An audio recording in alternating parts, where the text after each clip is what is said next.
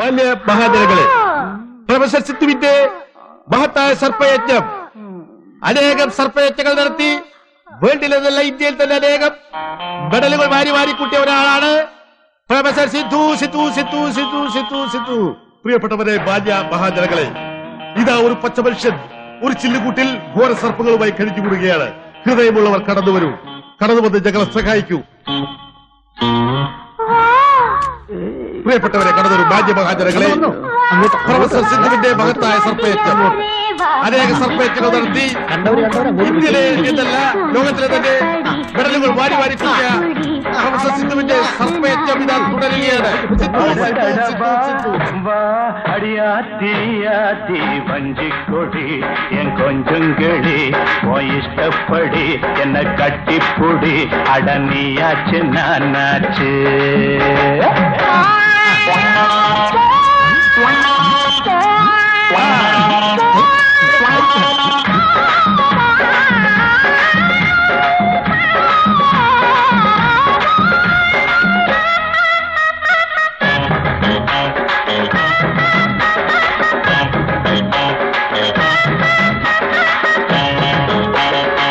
പ്രിയപ്പെട്ട സുഹൃത്തുക്കളെ, ഇത് ഏതാനും നിമിഷങ്ങൾ മാത്രമേ ഉള്ളൂ.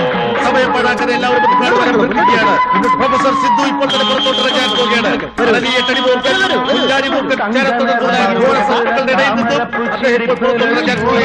നിങ്ങൾക്ക് തുച്ഛമായ സംഭാവനയാണ് ഞങ്ങളുടെ മെച്ചമായ ആഹാരം. ഇട്ടാട്ടെ ചേട്ടാ, ഇങ്ങോട്ട് ഇട്ടാട്ടെ. എന്തിനാ മരിക്കുന്നത്? ഇങ്ങോട്ട് ഇട്ടാട്ടെ. എന്തിനാ അത് കൈ വെച്ചത്? ഇങ്ങോട്ട് ഇട്ടാട്ടെ. ഇതൊക്കെ പാമ്പിന് അരി മേടിക്കാനുള്ളതല്ലേ? ഇട്ടാട്ടെ ഇട്ടാട്ടെ. ആഹാരത്തിനുള്ളതല്ലേ? ഇട്ടാട്ടെ. അടലി, എട്ടടിമൂർക്കൻ, ശംഖുവരയൻ, കരിമൂർക്കൻ, രാജവെപ്പാല മുതലായ ഘോര സർപ്പങ്ങളുടെ ഇടയിൽ 14 മണിക്കൂറോളം സഹവസിച്ചതിന് ശേഷം പുറത്തോട്ടിറങ്ങാൻ പോകുന്ന പ്രൊഫസർ സിദ്ധുവിനെ എല്ലാവരും കൈയടിച്ച് സ്വീകരിക്കൂ.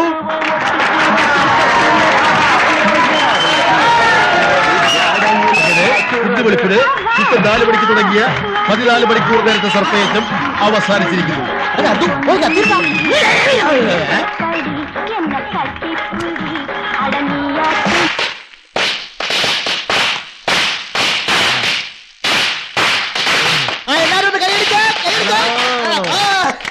Hello, thank U.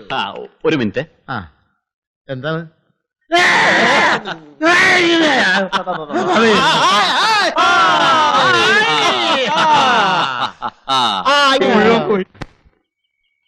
മൈക്ക് വാടക 75 രൂപ, പാമ്പിൻ കൂട് 125 രൂപ പറഞ്ഞു, 100 രൂപ കൊടുത്തു. പാമ്പ് ഒന്നിന് 15 രൂപ വെച്ച് 5 പാമ്പ് 75 രൂപ. ചായ, കാപ്പി, കടി, ഊണ് 75 രൂപ. ആ തീപിടിച്ചെടുത്തടി. പോലീസുകാർക്ക് 10 രൂപ.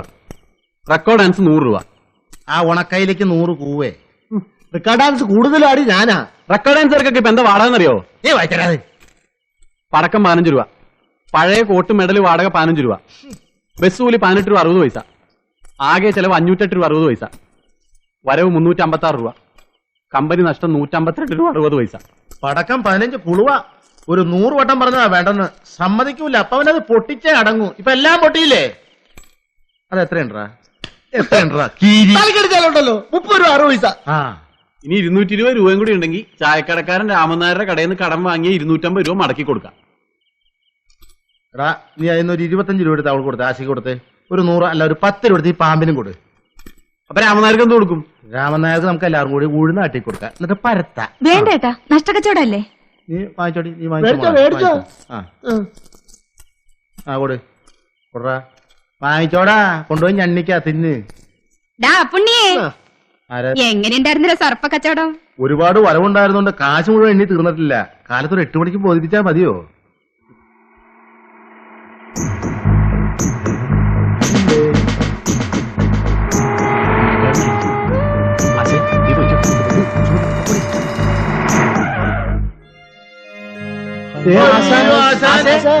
അയ്യോ, നമ്മള് പേടിച്ചു പോലെ.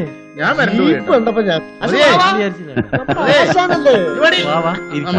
എന്താണ് എല്ലാരും കൂടെ പുറത്തേക്ക് നിൽക്കുന്നത്? ഓരോ കാര്യങ്ങളൊക്കെ ചേച്ചുമായിട്ട് ആശാന്റെ കാര്യം പറഞ്ഞോളൂ.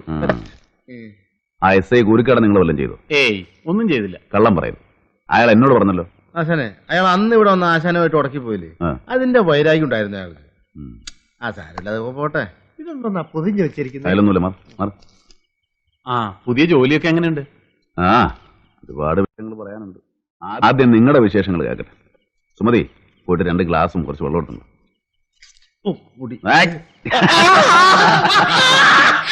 ഓടാ ചേക്കാ.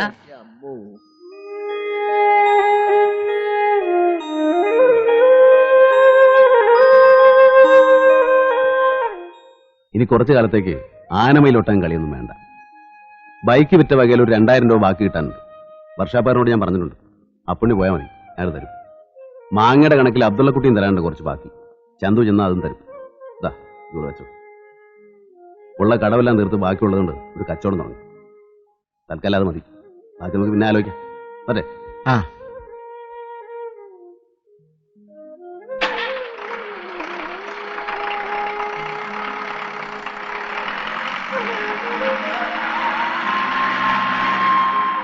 എന്താണ് കമലമ്മേ?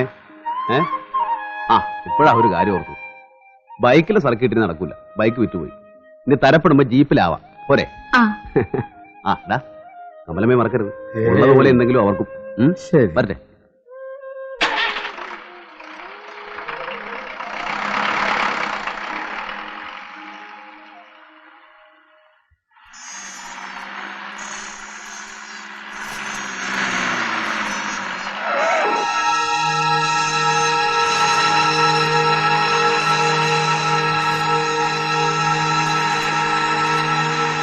സ്വർണ്ണഗിൽറ്റുണ്ടെങ്കിൽ വള ഗൗരിക്ക് നന്നായി ചേരും. ശരിന്ന്, ഈ വള കുട്ടിക്ക് നന്നായിട്ട് ചേരുട്ടാ. എന്നാ ഇത് മതി. ആ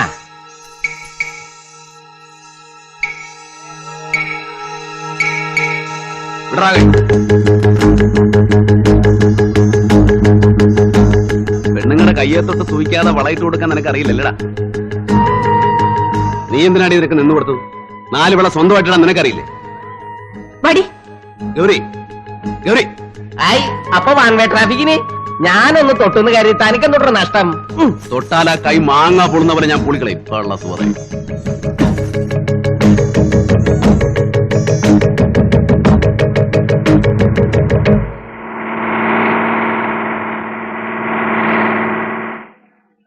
ഏതാ പെൺകുട്ടി?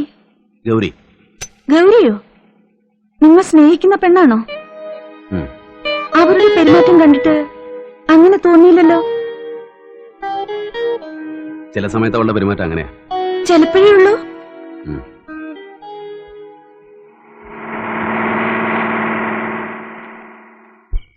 അവളെവിടെ? കണ്ടില്ലല്ലോ. അവളിപ്പോ വരും സാർ. ബായി എവിടെ പോയി? പഞ്ചായത്ത് ഇറക്കുന്ന പാർട്ടിയാ, പുറത്തൊരു ഹോട്ടലിൽ വെച്ചാ. 1 മാസത്തേക്കായിരുന്നു ലൈസൻസ്. അത് 1 മാസത്തേക്കൂടെ എക്സ്റ്റെൻഡ് ചെയ്യാൻ വേണ്ടിട്ട്. അപ്പൊ ബിസിനസ് ഇവിടെ പച്ച പിടിച്ചെന്ന് അർത്ഥം. തരക്കടില്ല സാർ. അവൾ അവിടെ എന്തെടുക്കുവാടോ? ഡ്രസ് ചേഞ്ച് ചെയ്യായിരിക്കും. നേക്കഡ് ഡാൻസ് ചെയ്യാൻ എന്തിനാണോ ഡ്രസ് ചേഞ്ച്? അത് ശരിയാ. അതിന്റെ ആവശ്യം എന്താ? ഡോക്ടർ സാറേ, ചുമ്മാ തിന്നോണ്ടിരിക്കാതെ അല്പം ഒഴിച്ച് കഴിക്കാം. കഴിക്കുന്ന